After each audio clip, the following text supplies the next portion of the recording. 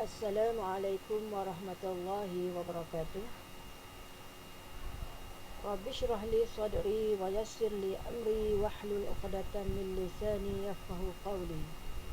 Alhamdulillah, syukur kepada hadirat Allah Subhanahu wa taala kerana dengan limpah dan hidayahnya saya dapat membentangkan satu tajuk ijazul Al-Quran pada hari ini. Saya Hanidah binti Daud 028684 merupakan salah seorang daripada ahli kumpulan 2 daripada kelas D. Tajuk yang akan saya bentangkan pada hari ini ialah hubung kait ijaz yang terkandung dalam Al-Quran dengan pelbagai ilmu lain menggunakan sumber prima dan sekunder yang boleh didapati.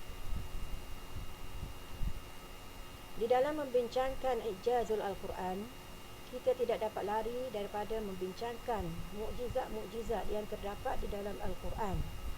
Sebagaimana yang kita tahu, Al-Quran diturunkan di dalam bahasa Arab, di mana di dalamnya penuh dengan syariat Islam yang telah digariskan oleh Al-Quran, tidak mampu dilawan atau ditandingi oleh mana-mana kumpulan manusia sekalipun.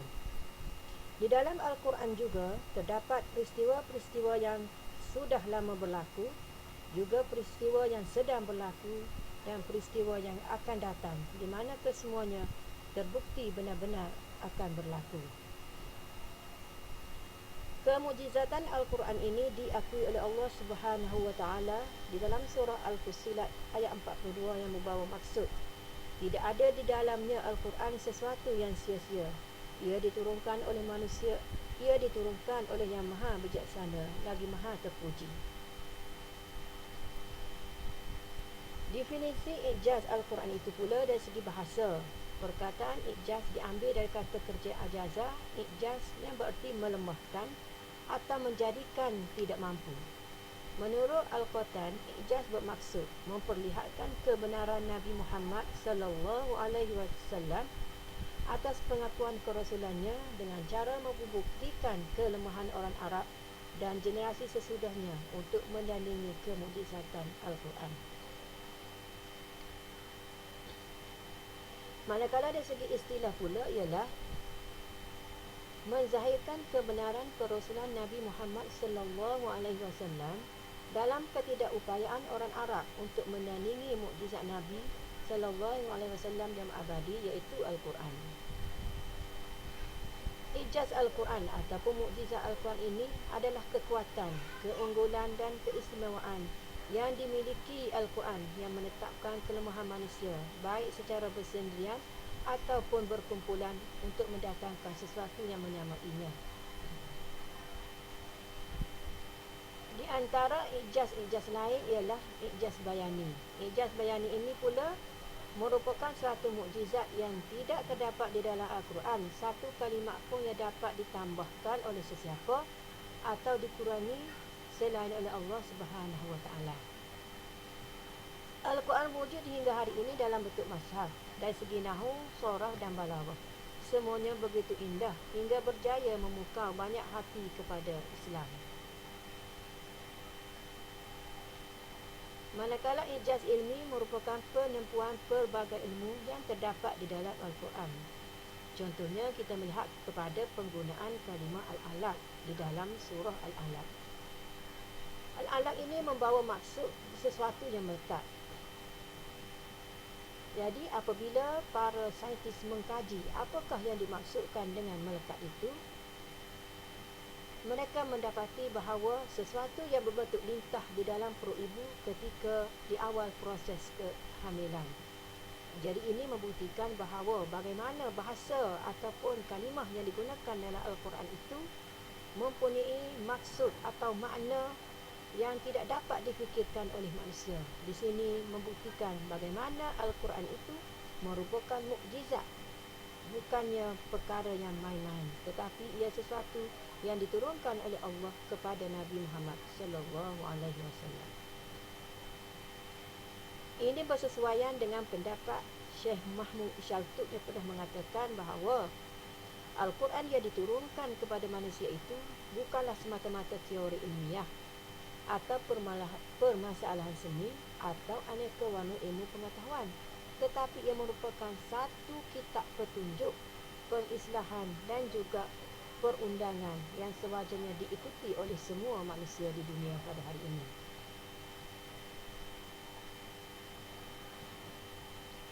Pengertian ijaz ilmiah. Ia merupakan mukjizat di dalam Al-Quran yang mengandungi ilmu pengetahuan manusia. Ilmu pengetahuan ini contohnya tentang kedudukan bulan, matahari dan sebagainya. Rahsia ini sebenarnya telah ratusan tahun diterangkan oleh Al-Quran, tetapi diketahui oleh pakar-pakar pada hari ini. Keindahan, keunikan dan isyarat Al-Quran itu merujuk kepada pelbagai bidang, sama ada bahasa, sains, perbuatan, geografi, bilangan dan lain-lain yang menjangkau pemikiran manusia. Bahkan itulah janji Tuhan yang menunjukkan kekuasaannya dari segala kejadiannya.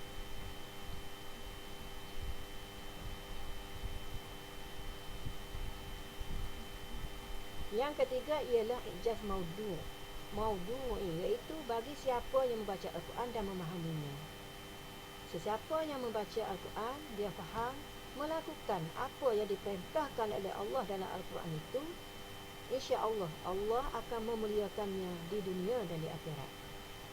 Sesungguhnya ayat-ayat Al-Quran itu akan membentuk orang-orang yang beriman menjadi insan yang berfikir, menggunakan akal fikiran dalam membina kemajuan. Ini terbukti melalui surah An-Nam ayat 88. Dan engkau melihat bukit bukau dan kamu menganggapnya statik dan ia sebenarnya bergerak seperti bergeraknya awan. Manakala ijaz tasrif pula merujuk kepada ayat-ayat Al-Quran yang menceritakan berkenaan dengan perundangan. Menurut ahli sarjana, ijaz tasrif itu bermaksud mukjizat dari segi persyaratan hukum hakam yang muncul pada masa penetapan hukum-hukum syariat Islam. Beberapa ketetapan dan peraturan dinyatakan dengan jelas di dalam Al-Quran. Contohnya peraturan berkenaan pemerintah Islam, di mana pemerintah Islam mesti mengamalkan prinsip musyawarah, keadilan dan persamaan di dalam segala pentadbirannya.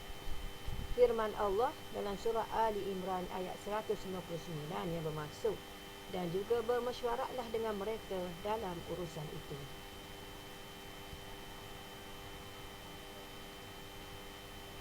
Selain daripada perkara yang berkenaan dengan pemerintahan, di dalam Al-Quran juga terdapat perkara-perkara yang berkaitan dengan kehidupan manusia. Antaranya seperti tentang agama, menjaga jiwa, akal, nasab keturunan dan juga harta benda. Hukum-hukum yang terdapat di dalam Al-Quran, contohnya hukum murtad, adalah untuk memelihara agama. Hukum qisas untuk memelihara jiwa. Hukum diharamkan meminum arak untuk memeliharakan akal. Manakala diharamkan zina untuk memelihara keturunan, dan juga terdapat hukuman potong tangan untuk memelihara harta benda.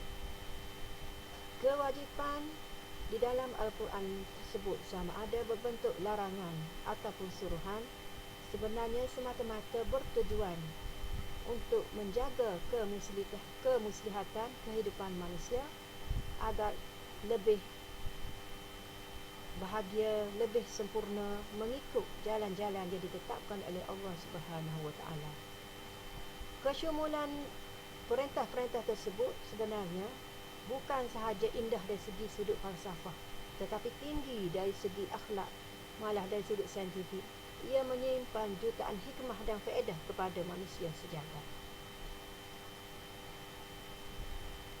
Daripada keempat-empat bahagian ijaz tadi, kita dapat simpulkan bahawa objektif ijaz Al-Quran itu sendiri ataupun objektif mukjizat Al-Quran itu ialah untuk menunjukkan kepada kita bahawa Nabi Muhammad sallallahu alaihi wasallam benar-benar seorang rasul.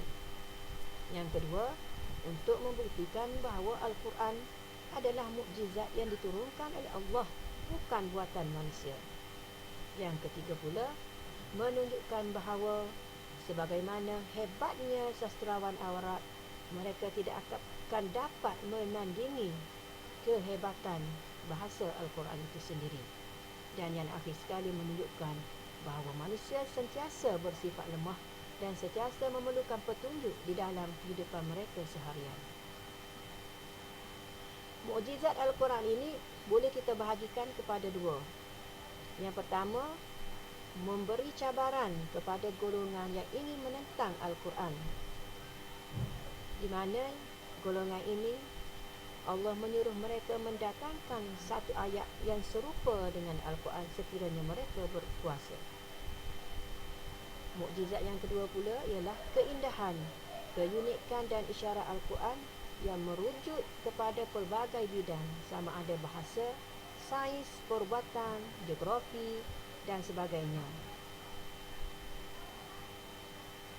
Bahkan Al-Quran itu telah menunjukkan kepada kita tentang kehebatannya dan keunggulannya, sebagaimana Allah berfirman dalam surah Al-Fussilat yang bermaksud, kami akan menampakkan kepada kamu tanda-tanda kekuasaan kami di segenap ufuk dan pada diri kamu sendiri, sehingga nyatalah bagi kamu bahawa dialah yang maha benar, dan apakah kamu tidak cukup bagimu bahawa dia menyaksikan segala sesuatu.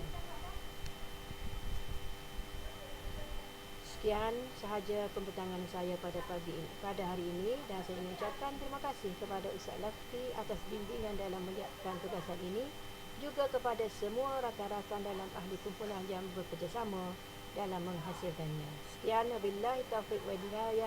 Wassalamualaikum warahmatullahi wabarakatuh.